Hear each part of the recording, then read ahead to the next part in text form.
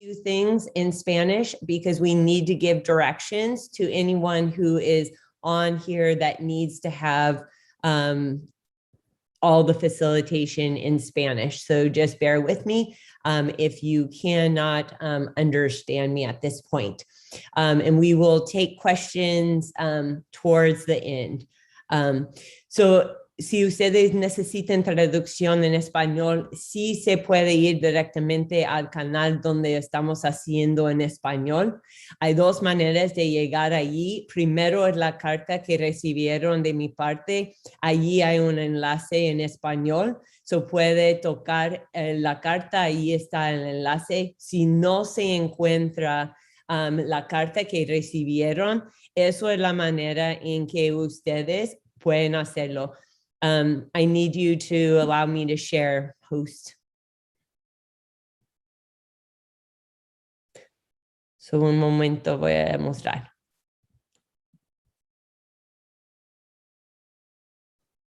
Is someone doing that? I need to be able to share screen.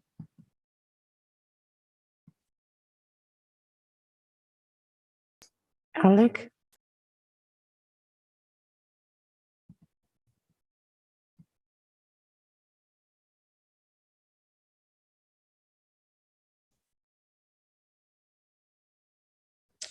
Okay. We're working through the technology here. He's doing it right now, doctora. Okay. All right. Okay. So si no pueden encontrar la carta en donde está el enlace, aquí puede ir a pvusd.net allí. Y aquí estamos en la primera cosa que está aquí. Aquí se puede encontrar en español. So se puede usar aquí, puede ver, está en inglés aquí y está en español por esta parte. Okay. So por favor, si no pueden entender en inglés, por favor de ir al enlace que tenemos aquí y se puede hacerlo porque yo voy a hablar solamente en inglés empezando ahora. Okay. So thank you for being here and being here to support our students and our families as we move through this tragedy. So we want to talk about how we're going to engage with you. So the main way that we're going to be engaging with you is through the Q&A. So if you are actually on the Zoom, then you can find, there's a Q&A button at the bottom.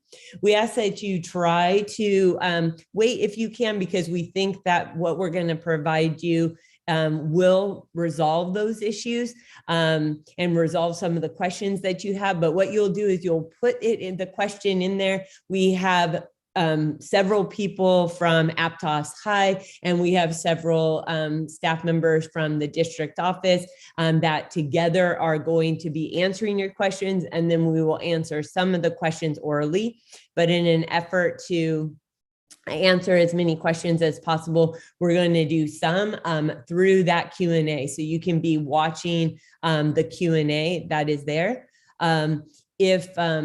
We will be tracking that. Anything that we don't answer today, especially if we see a theme, we will try to also answer on Tuesday when we do the forum on Tuesday for the entire district. And so I am going to just go ahead and start with introductions. So I'm Dr. Michelle Rodriguez. I'm superintendent of schools here at PVUSD. We have here with us that are going to be speaking Jennifer Holm, who is our board president. So if she can say hello. Hello. And then we have Jim Hart, who is the Santa Cruz County Sheriff. So Sheriff Hart. Good evening, everybody. Peggy Pugh, who is the principal at Aptos High School. Good evening, everyone. Thank you for being here. Eric Ochoa, who is the Behavioral Health Director from PVPSA. Good evening, everyone. And then here to also answer some questions is Kim DeSerpa, who is a board trustee for the Aptos area. Good evening. And we have, because this is definitely an area of expertise of her, we also have our Assistant Superintendent of Secondary, Chris Chows. Appreciate you joining us. And so I'm going to go ahead and start off a little bit. I'm going to speak to some of the points that I think will be important for the community to know. Then our board president will address the audience. We'll have an update from Sheriff Hart. Then Peggy will be talking about probably most of the things that the parents really want to know about, which is communication, school, community, and counseling supports.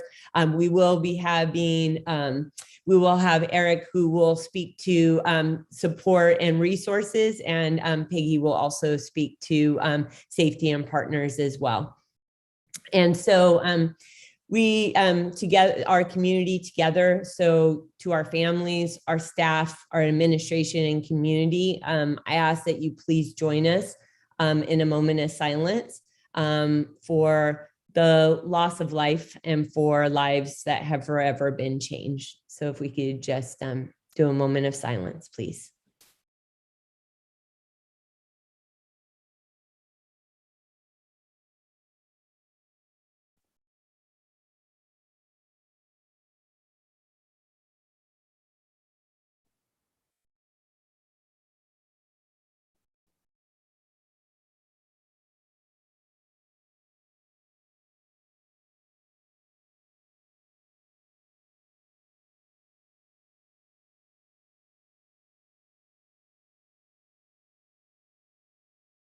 Thank you.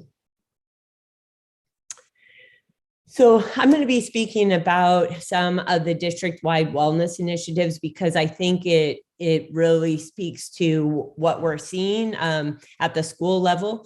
And we really believe in that connected system. So we knew just talking to students, talking to parents, probably many of them who are on right now, we were talking about the needs of students were going to be much higher than they were pre-pandemic.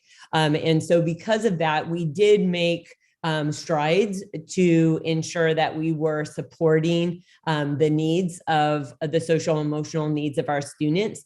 And I think it also is why we were able to respond so quickly to this tragedy. So we did do an implementation of a restorative start for the school year. So each teacher within our school district was trained on the restorative start and has been doing lessons with the students based on a belonging, identity, and agency. So those key three areas. We also knew that the social emotional needs of students was going to be much higher. So we did have an increase in staffing with social emotional counselors and mental health clinicians. We did an expansion of partnerships with community organizations. So PVPSA, one of whom you'll hear tonight, we did an expanded contract with them. Prior to the pandemic, they only supported students that had Medi-Cal. With the agreement that we had with them, they expanded that. That allowed us to serve students in Aptos. Prior to that, PVPSA didn't really serve many of the students through PVPSA because they weren't Medi-Cal eligible. Now they're able to service not only our families, our students, but also our families, and of course our teachers as well. We also increased just community outreach. What we know is sometimes our most vulnerable students really are drawn to our community partners. So we expanded the resources and partnerships with Life Lab, Digital Nest, UCSC. So we brought in more tutors, we brought in more people, for example, to the Aptos College and Career Center. And now we're in the middle of creating family engagement and wellness centers that will be staffed for medical needs, for social emotional needs, and also wraparound services. One of those locations will be in the Aptos area. The first one that we will be implementing will be in December at EA Hall. But we will be having a wellness center in the Aptos region. And we wanted to make sure that you were aware of that. I talk about expanding of counseling services. So we often talk about physical health, but we also know that social emotional health, both of those lend towards safety for students. And so we just want to show the work that we've been doing. So for the last couple of years, we've really been focusing on whole child. This year, we've been focusing on whole child, whole family, whole community, meaning we're also providing these services and these wraparound supports to parents as well. And so you'll see the increased counseling services that we have provided through our district. So we now have 23 high school counselors, which is an increase of 10%. Where we focus the majority of our attention is in the next two, which is social emotional counselors. So we have a 55% increase since 2018 of our social emotional counselors. Now we have a 1-to-1 at ratio at the middle and high school level. We have now 14 mental health clinicians. That's 180% increase. The reason why we focus heavily on the mental health clinicians, just so parents kind of understand, is the social emotional counselors carry a credential that doesn't allow them to give ongoing care to our students. So they're not allowed to do therapy for our students because they don't have the proper licensing in order to be able to do it. So we still very much depend on PVPSA for that support, but we also wanted to have a layer of that support through the district level. And so because of that, we have been gradually adding on mental health clinicians, and we are now at 14, which you can see is a significant shift from past years due to the increase of the 180%. We also have been hearing people speak to needing to support the psychological needs of students, and that occurs through assessments. And so we have increased our school psychologists by 12%. So I share this because I think it's important to understand the context of the focus of the district, and that also we do believe that this movement is providing for us to support the safety of the schools through the social emotional needs of the students. And now I will pass it on to Jennifer Holm, who is our board president. Jennifer. Thank you, Dr. Rodriguez. Yeah, this tragedy has rocked our community, and I want to acknowledge the work of the sheriff's deputies and EMTs who responded to the crisis. From my own experience as a nurse, it's like, I know what it's like to give everything you've got and still lose someone. That stays with you. As a parent of two former Aptos High School students and the mother of a future Aptos High student, thinking of what our AHS parents are going through right now is just wrenching. For our PVUSD staff, no amount of training makes what happened easy to deal with. I have had an outpouring of emails and phone calls, and so many of them have been thoughtful and respectful. I truly believe that our vibrant democracy thrives when we are willing to treat each other as fellow human beings, despite differences in point of view, especially during incredibly difficult times. One of the community members who reached out to me spoke about Tuesday's tragedy as an inflection point. And I thought that sentiment encapsulates this moment. We are at a crossroads in how we choose to move forward, a crossroads that has many options. I also recognize that where we are right now is not where we were in July 2020 when we made the decision, the current decision about the SRO program. There are new opportunities and challenges that may have changed points of view.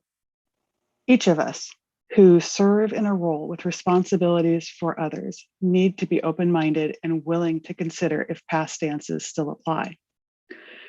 It is time to reflect on the current needs of our community and how best to move forward. With that in mind, for next week's board meeting, we will be placing approval of a special board meeting to be held on September 15th to revisit the SRO program. This will give trustees time to speak with their constituents and PVUSD staff time to manage the current crisis and prepare for next steps. I want you to know that we are not idle in the meantime. We are taking the safety of all those on our campuses seriously. We are working with local law enforcement agencies to ensure a presence where needed. In particular, I want to thank Sheriff Hart for continuing to engage in conversations about the safety of our schools, and I look forward to future collaborative dialogue. If we have learned anything from the past 18 months of social distancing, it is that none of us truly exist in isolation. Everything we do affects one another. My hope is that by working with one another, in spite or perhaps because of our differences, that we will find a path towards healing. So thank you. Okay, and now we will go to Sheriff Hart. Hi, good evening, everybody. I'm Jim Hart. I'm your county sheriff. And thank you for being on this call and being a part of this conversation. I want to express my condolences to the family of the student that was killed this week, and also to the Aptos High School family as well. This is really an unprecedented crime that has occurred, and I just didn't think we would see something like this on one of our school campuses in this county, but it happened. We're all real affected by it, and it's just been a terrible incident. But I want you to know that my staff has been working extremely hard on this. We continue to work tonight. We do have 2 students in custody for this, and the paperwork has been submitted to the district attorney's office to file homicide charges against these 2 students. And the district attorney's office will be making filing decisions on this case tomorrow. Me and my office are available to Aptos High School and PVUSD, and we're available to help any way we can. And starting on Friday, we will have 2 deputy sheriffs on campus, and we'll have deputy on campus throughout next week as well. And in talking with many students and some parents and watching video both on YouTube and that was found on cell phones, as well as some video on campus, we have seen that there's been some increased violence on that campus in addition to what happened this week. There's been a number of fights, and there's been some confrontations, and it's very concerning. And so it's imperative that this violence stops, and that students can attend school safely and without fear.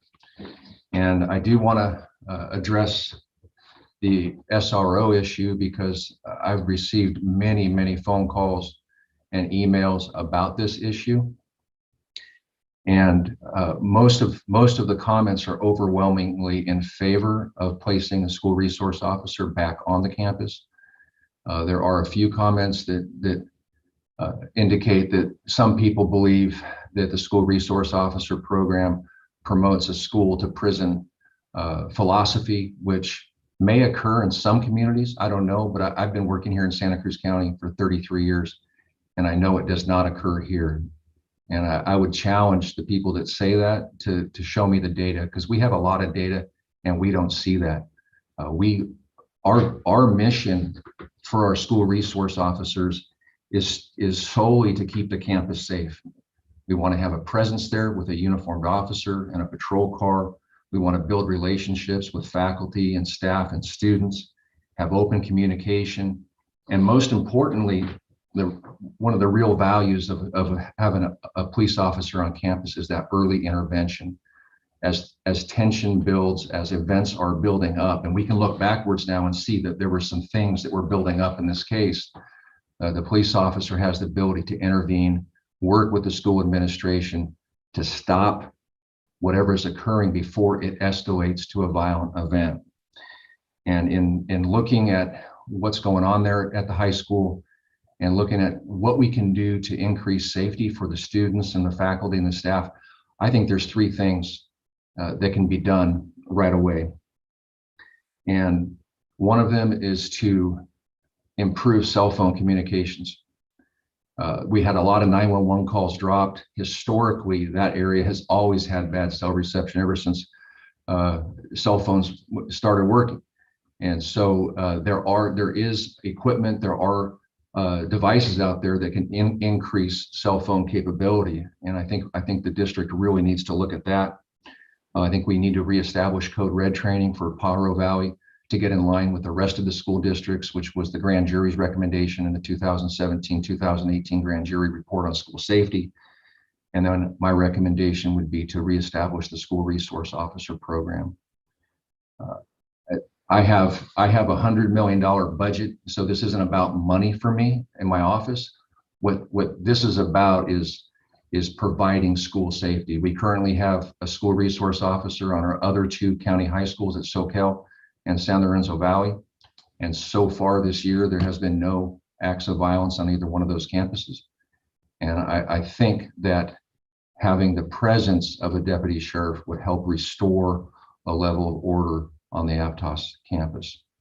So I'm happy to answer any questions and do anything I can do to support Aptos High School and PVUSD. Thank you.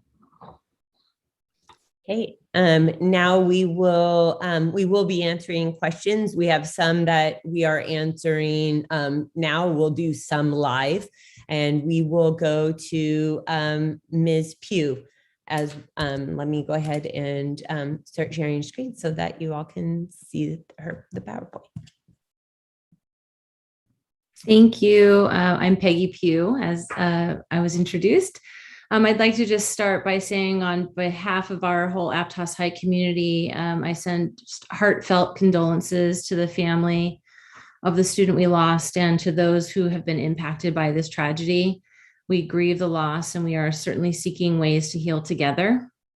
I'm also here this evening to ensure our students, families, and staff that our care for every Mariner, and I truly mean care for every Mariner, means we dedicate ourselves to safety. You've heard from Dr. Rodriguez that just tremendous safety, health, and wellness supports we have in PVUSD. And our steadfast focus is on protecting our students and staff as we acknowledge, cope, and heal and move into this new time. Tonight, I want to share with you a little bit about a communications timeline that occurred on Tuesday.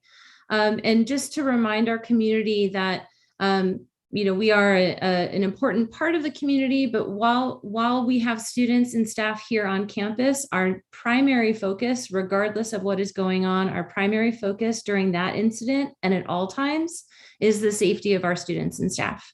So whenever we are acting in response to an emergency on our campus, that remains our guiding principle and our guiding light. At 2:49 p.m., a message was intended to go out to all, but in fact only went to some via phone call, email, and text. So when I looked at the tool that we use to send that, immediately when I recognized that at 3:31 p.m., a message was sent to all Aptos High families regarding the incident, again, via phone call, email, and text.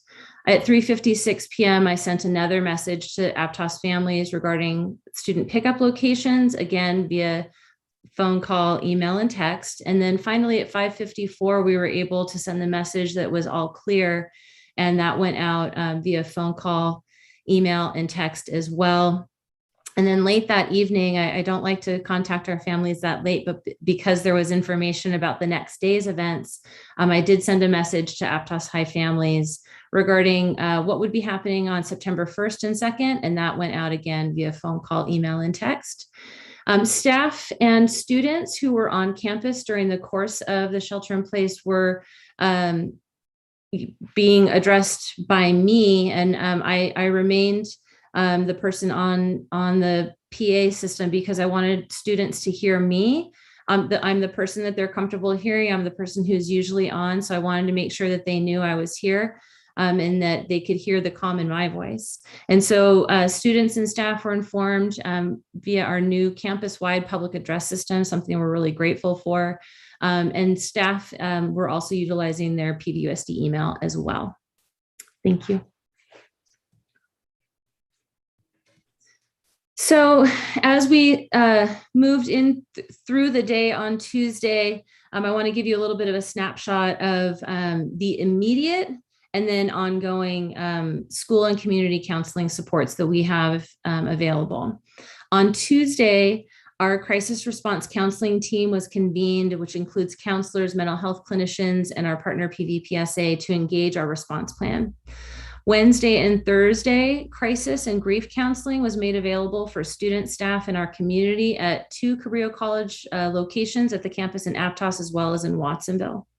On Thursday, our counselors proactively reached out to students, and they were making phone calls, going on Google Meets and sending emails. So rather than waiting to find out which students might need support, we had done some work together and looking into who we thought might need support and proactively reached out to them today. Thursday also, all students had the opportunity to meet during our tutorial period that we hosted on Google Meet, knowing that we were closed yesterday and today. We wanted to make sure that our students had the ability to connect with their teacher as well as with their peers. So they were on a tutorial today, and the focus was on acknowledging, coping, and healing. I am so incredibly proud of our staff for many, many reasons, including their behavior and leadership on Tuesday, but also today, when they learned with us in the morning some strategies to share with students around acknowledging the many myriad feelings they may be having, and learned some new coping strategies and worked on some tools and strategies towards healing. Today, also Thursday, students and families were accessing crisis and counseling supports throughout the day. Again, both at the Cabrillo campuses in Watsonville and Aptos, as well as through those phone calls and Google Meets and all of those avenues. Tomorrow, Friday, students will be welcomed back to campus. We will have a 7-period schedule as we normally would on a Friday. We're just going to do a slightly special schedule with the beginning of the day starting in our tutorial. That's where we've been doing those social emotional learning lessons as part of the restorative start. Our students have gotten to know their tutorial teacher well at this point and their classmates. So we're going to start with a short 15-minute tutorial period to be able to connect with teachers and each other. And also throughout the day on Friday, students will, of course, have access to on-site counseling services at a deep level. Go ahead. So in terms of campus safety, that is both existing and ongoing, and then some things that we've added. I mentioned our campus public address system, which allows us to have students and staff hear messages that we are sharing throughout the full campus. We have our school messenger system that allows me to make phone calls, emails, and texts to families, as well as our remind system. And we can certainly utilize our synergy system through Parent View, but these are our most immediate resources we use. We have a full-time nurse and 2 healthcare assistants on campus who are trained in first aid and CPR. We have many campus video security cameras. Our staff was trained in ALICE, which is Alert, Lockdown, Inform, Counter, and Evaluate. The safety training that we went through as a staff happened in November of 2019, which is not too long before we had to leave our campuses in March of 2020. But because every year, regardless of whether we're on campus or off campus, we always review our safety protocols. Last week, we had a faculty meeting, and at that faculty meeting, we reviewed those safety protocols with our staff, including our ALICE training. We have campus supervisors and our administrators who are out and about every day from the beginning of school, before school starts, throughout the day. We have our activities director, our athletics director, who are also out and about as well, always circulating in common areas and on radio. Things that we are adding, of course, As Dr. Rodriguez and Sheriff Hart mentioned, the Sheriff's Department will have presence on campus on Friday and into next week as well. Tomorrow, we will have Santa Cruz City School District administrators on campus, as well as additional counselors from Santa Cruz City Schools, helping to welcome our students back onto campus. And throughout the coming weeks, we will have an increase in PVUSD personnel on our site for the coming weeks. Thank you. We're going to stop sharing now so that you can see us better. And Eric Ochoa who is the Behavioral Health Director for PVPSA, is going to say a few words about the work that they have been doing and will be supporting us through with the next couple of weeks. So go ahead, Eric. Thank you. As I was introduced, I'm Eric Ochoa, Behavioral Health Director for Pajaro Valley Prevention and Student Assistance. And I just wanted to talk a little bit about the resources that we're offering and that are available this year in general. And I'd like to just state that we're committed to ensuring that students have the mental health support that they need at a time like this. And even prior to this, you know, there's been a commitment this year towards mental health from the school district, which has been allowed us to ensure that we have English and Spanish speaking services available to families across the school district, regardless of the the payer source in terms of insurance, no insurance, Medi-Cal, private insurance. We're now able to serve any student in PVUSD. And that's thanks to the commitment to the mental health and social emotional needs of the students from the school district. For those that have not utilized our services before, they're easy to access this year. We've made everything through the website. So that's just pvpsa.org. And there's a referral form there in English and another one in Spanish. If anybody wants to refer their students to our services on a more ongoing basis. But in terms of this incident, what we've been doing is providing counseling services, crisis counseling services initially at the Cabrillo campus in Watsonville, and then also support was offered in Aptos at Cabrillo as the school was closed. And tomorrow we'll be there as well. Both myself and a group of other clinicians will be there offering counseling for anyone who needs those services. And we'll be there again early next week. The needs of the students are, oftentimes people don't reach out right away. And so we're committed to providing those services for the long term. I know that is, it's something that, a lot of folks after an incident like this, there's a period of shock and there's not, the initial response is often not to ask for help immediately. And so we want to be there tomorrow, we want to be there today, and we also want to be there as folks do come to the point where they feel like asking for that help. And I think that, that I'm glad to hear folks talk about all the different factors that are involved in supporting the students.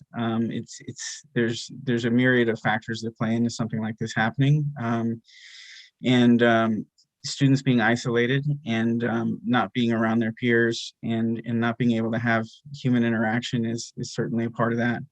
So to the folks that are asking questions, I think that's a great response, just to offer that. I think asking your students what they need is really, what's going to help at a time like this. So we're here to help, and I look forward to meeting more of you. Thank you, Eric. So we're going to start answering some of the questions. Some have been answered. I'm going to answer some myself, toss some to some people. So the first one was the data on the first slide compared 2021 to 2018. SROs were counseled in 2020. what are the data points from 2021 to 2022 with the SRO canceled specifically at Aptos High? What personnel has been added to Aptos High since dropping the SROs? So we did a conversion from SROs to mental health clinicians. So they now have a mental health clinician who is there supporting the students. We also have increased our healthcare assistants as well. So they used to have one nurse and one healthcare assistant. They now have one nurse and two healthcare assistants. And so we supported that. And so that's the direct conversion went from the SRO to the mental health clinician. And I know that you wrote this, wrote to some of the people, but Ms. Chouse, if you could just talk about our decision to participate in ALICE training versus Code Red training, because there's several on that, and I think that would be helpful. Sure, absolutely. So a couple of things to remember is that Code Red also refers to lockdown. Within ALICE training, the acronym actually stands for alert, lockdown, inform, counter, and evacuate. So a couple of things to note is that lockdown function actually is within ALICE. To give you kind of a preface or a short history of it, within 2008, Homeland Security came out with new information indicating that the get out, run, hide, fight, several things that had been issued previously, that there were better ways to be able to do that within schools, and that they needed to be options based. So when they say options based for school districts, that means that we need to give kids opportunities to make a different decision if the situation arises. So in this case, a few pieces that did absolutely come to the forefront was staff being alert, which actually alerted to the incident previously, and the ability to be able to inform as quick as possible. Without being able to inform as quick as possible, we're not able to also be able to provide assistance and information to staff and students to be able to respond. A couple of other notable pieces. In 2009, the International Police Association also condoned ALICE in their guide for preventing and responding to school violence. It's also supported by FEMA within the guide to developing high quality emergency plans. And lastly, the Department of Education also supports it. So it is not in lieu of a Code Red piece. That Code Red function sits within the lockdown, which is referred to in the ALICE training as an enhanced lockdown, which also provides our kids with opportunities if that door was to be breached. What was found in Columbine, Sandy Hook, Virginia Tech were pieces where people assumed that by locking the door, they were automatically safe. And what we learned through that process and through the deliberation in the studies, not ourselves, but other founded individuals and research-based functions, was that it can be done better and safer so that if that door is breached, our students also have another response. We began the process in August of 2019 as a district. The rollout began with cabinet leadership, as well as all of our site leaders, and then moving to our site level. At this point, right prior to COVID, the Aptos High community had gone through ALICE training on November 1st, and that was the year right prior to us closing down for COVID. So as Ms. Pugh indicated, in addition to that, they also went through those ALICE protocols again on the 25th of August, I believe, is the date that they went through that again to re-up that information before moving forward with kids. So again, it is not that we do not believe in lockdown. It is not that there's not a function for it. I would also like to say that Watsonville PD has also played a role in that. We did have their SROs side by side with us, so that they understood what our actions would be and that they would understand ours as well. Okay, thanks. So there's a question, Sheriff Hart, in terms of what training is specifically provided to SROs, to school resource officers. Yeah, so we generally have experienced deputies in our SRO program. The SRO at San Lorenzo Valley has 20 plus years. I think the one at Soquel has about 10. And then they receive 2 weeks, 80 hours of a school resource officer class. And then our deputies get about 120 hours a year of in-service training as well. So the SRO program is, excuse me, my light went off, there we go. Our SRO program is generally comprised of people who have had children, people who have been in the community, that they've been coaches and involved heavily with kids, because obviously that helps them with their interactions. So Eric, hopefully you can help with this piece are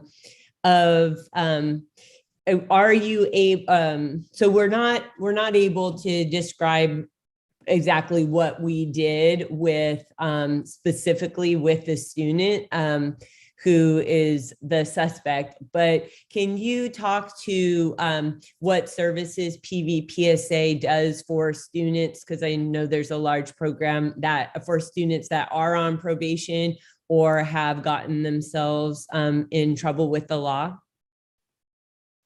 Yeah, so PVPSA offers a number of programs that work with folks on probation. And, we actually have a whole building that kind of focuses on the case management side of our work. And those are actually not the counseling services. Those are more kind of case management pieces that are not under my leadership, but I can tell you that there's a tight relationship with the probation department, and they've found them to be extremely helpful. And oftentimes there's actually tips that come from our folks that work over there that help law enforcement as well, because they're so integrated in the community, and a lot of incidents have been prevented.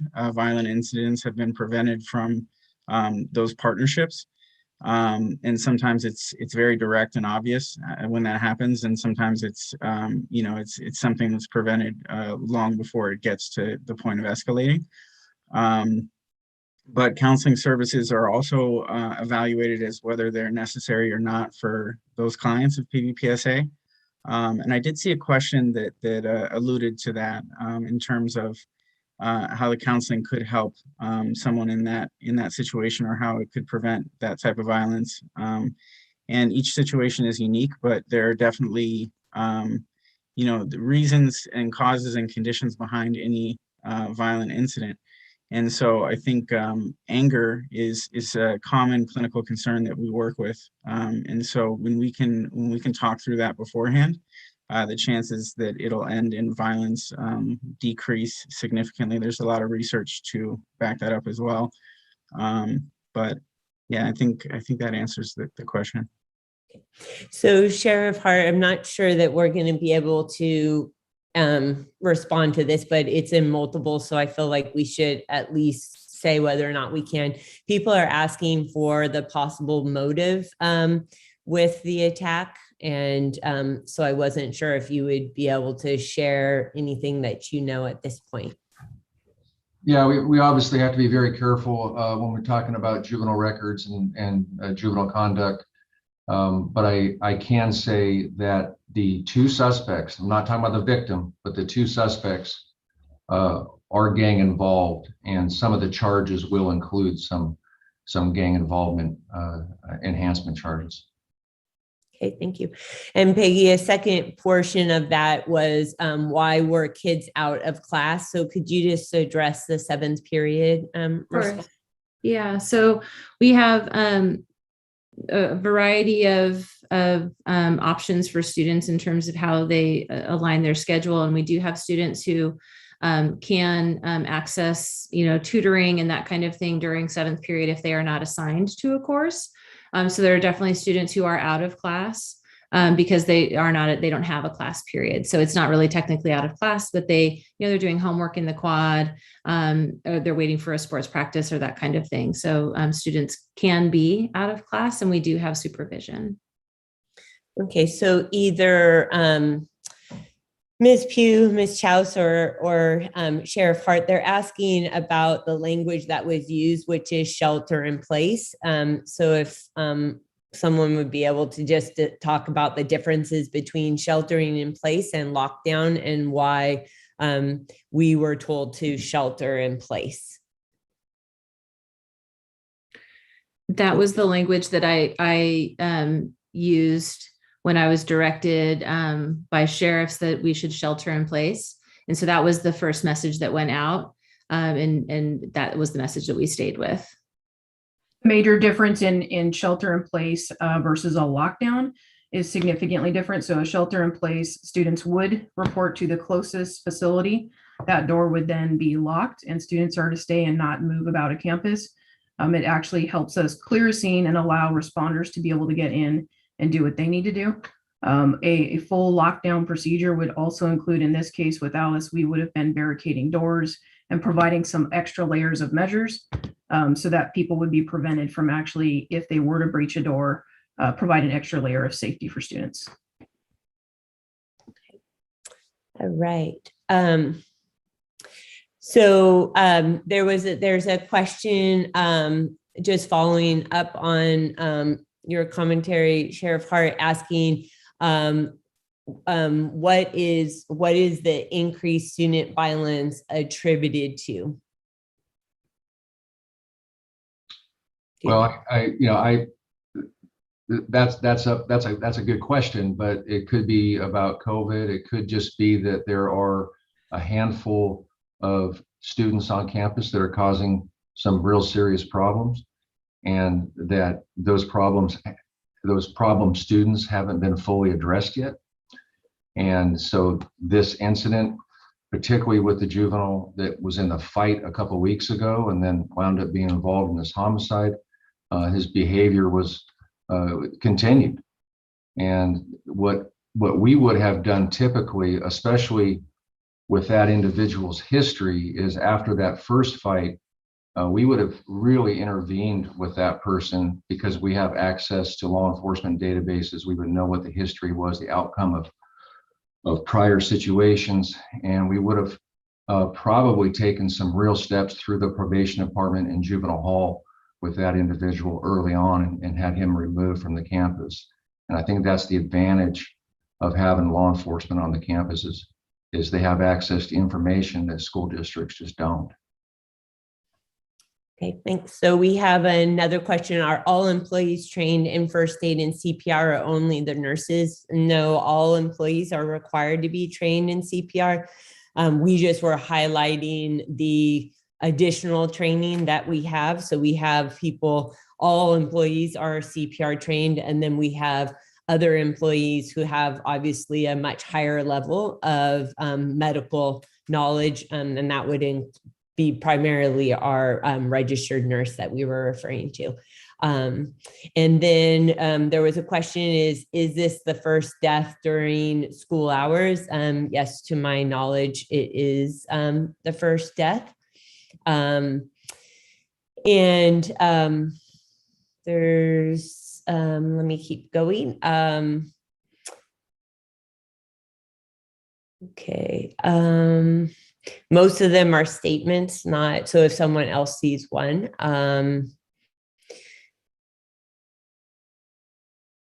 Okay. How many, and I think this is, I think it varies, but Peggy or Chris, do you guys have any ideas, or maybe even Eric, about how many students one social emotional counselor supports per day, week, or month?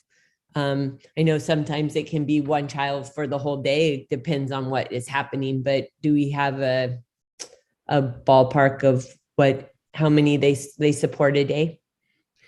Well, I believe today, I don't believe it's yesterday and today, but I think it's just today they served 47 students or individual family members. So depending on, the scenario, that number obviously is a high number because we're in a high need time. But it does depend on, kind of what's going on in the time of year. Schools, like any organization, have some sort of cycles to them. And so, when things get particularly stressful based on whether it's, exam time or things that are going on, with friends and social groups. So I know that we can kind of see like some, ebbs and flows in that. Great. So the question is, will the public be allowed to comment at the September 15th special board meeting? The answer is yes. We will be most likely at the city chambers in Watsonville because that's a larger venue. So we will continue. Jim, they're asking, can Jim please list the studies he referenced that show having police presence keeps students safe? Well, I can just say anecdotally that here in Santa Cruz County that we've been in the schools for many, many years. In the case of Aptos, 22 years, and there hasn't been any serious cases of violence like this. And so I locally, we know it works. And I've read articles. I don't have them in front of me, but so no, I can't cite the articles, but there's plenty of information about the effectiveness of SRO programs out there. Okay.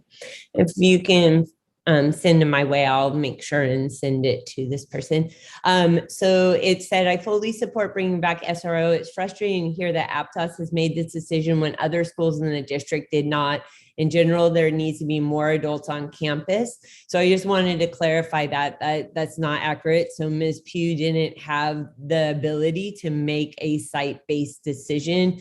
The Board of Trustees determined that we were going to not have SROs in any of our campuses in July 2020.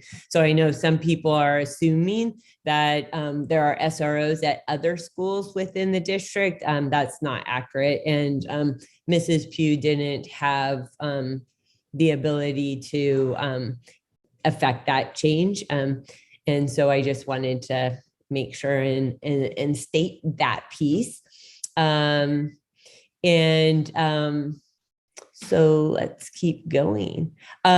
So this says, my name is Isabella, representative of DLAC. I was wondering if there are security cameras in the parking lots. Yeah, we do have cameras in the main parking lot, but not in the lower lots because of just the remoteness of those lower lots. And then there's a question about how is communication sent to teachers in classes? I think you mentioned this, but if you just restate, teachers were telling children not to use their phones yet. Administration sent parents messages to coordinate with our students where we would pick them up. And so, yeah, I did send email communication. I did the short message via the public address system, not lengthy, but then longer message via email. Okay. And then, so I doubt that we have the second portion of this, but there's a question about, do we have the numbers of how many students have used the counseling support, not only since this tragedy, but also during the entire year? I don't know if we have that number for the last 3 weeks. I know that the total from the 2 locations was 12 students, my understanding, over the last 2 days. And so it's been. I don't have the numbers for the year though, but I can certainly work on providing that. Yeah, Dr. Rodriguez, in terms of some helpful information that may assist as well. So a lot of pieces of students coming back to campuses, and certainly all districts are in the same position with really expectations and bringing kids back to campus safely. I will say that contacts just from our social emotional counselors during last year when COVID was in place was well over 1,500 contacts on a regular basis. So just gravity of number of students that need assistance and being able to get back into the mix as well. So very similarly to the amount of help that's out there, and the partnerships have definitely helped with that process. But the increased need with the mental health clinicians and social emotional counselors this past year has truly helped that as well, to be able to maintain the continuity of care there. Mm-hmm. I do see a lot of questions regarding what specifically happened with the two suspects. We're not able to provide that information because it's confidential information. I can say that there was intervention that occurred with specifically one of the children that was involved with the first fight. And I am proud of the site for the work that they did on that. So there's a question of, that's again about the students. So yeah, we can't tell you about what we did with the students. And then let me keep going. Most of them, as I mentioned, are statements. Keep looking at Dr. Rodriguez, as you're going through that, I think it's helpful for us to also state that there's two pieces in school districts that we're also not able to share information about. So similar in nature, yes, these are minors, so it does prevent us within privacy rights and FERPA regulations within school districts to release additional information. Another piece of that is to note that any discipline actions are governed by our educational code, which also is used within our school district to the extent. So meaning that anytime we have a discipline incident that rises to any level of event that meets the education code, we do process through the process. That decision is panel decision through a hearing process and move to our board with recommendation for expulsion, suspended expulsion, et cetera. So there is a process and guidelines to govern discipline and actions taken with students. And certainly we understand the frustration of the transparency piece, but there are absolute laws around the FERPA and the student privacy rights of students as well. So we hear the frustration, but we also we have to maintain the diligence for all incidents in this case. Wanted to give some background on those two pieces as well so that people understand why that is the response. So Peggy, can you just speak to what is going to happen in terms of when people come back? So there's several comments about there has been 3 fights this year of the plan to either circulate the campus supervisors. I know actually a couple hours prior to this incident, we had already decided to put 1 additional campus supervisor on the campus, but is there any plans right now for what you're going to do to help to mitigate future violence? Yeah, we rely on the systems that we have in place, of course. And so we will continue with the strong supervision of our campus supervisors as well as our administrative team. There's not a passing period or a what we would call unsupervised time. So, where they're unstructured time, where there's not one of us where we're always out. And so we will continue that. We will have, we do have extra support coming onto campus, obviously through the Sheriff's Department, but also through PVUSD leadership we've had, and we'll continue to have more administration on campus for a little while as we work our way through that. I think one of the things, Eric, that you touched on, that transition, we had those very hard transition to go into distance learning and to be off campus. I think students, and I've spoken to, prior to this incident, I've spoken to administrators throughout our district, throughout our county, and throughout the state through just different professional avenues, where all campuses are having some degree of kind of relearning how to be together in community. They have been in extreme isolation for some students, and we're out of practice in terms of how they, work together and get along together, which is why I was so proud of PVUSD for that commitment to the restorative start, so that we'd be working on those social emotional skills. We still have room to grow, of course, in that, but we are committed to increasing supervision. We already do have a rotation system with our campus supervisors. And so that's, it's not just a where do you want to be, but we actually have zones of supervision. And so we take that very seriously. So that will continue. And so we are at time. What we're going to do is we're going to take all the comments and we're going to we'll formulate some responses and make sure and get them out to the Aptos and the entire community. So we have them here. Please just know that we can't, as we mentioned, we cannot